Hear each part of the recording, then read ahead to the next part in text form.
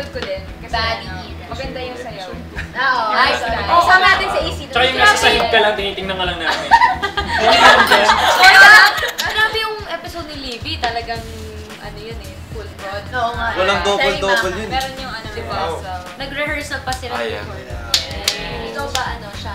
Ako, paborito ko eksena una yung ano, yung sinubukan ng paiyakan ni Direk Bigla. Yung sa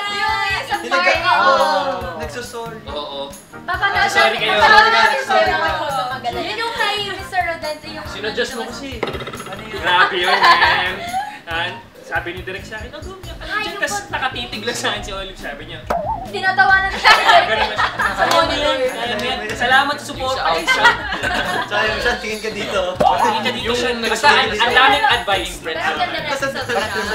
Diba? Nakakita talaga. Taas ang rating. Thank you. Wala siya. Siyempre, galing.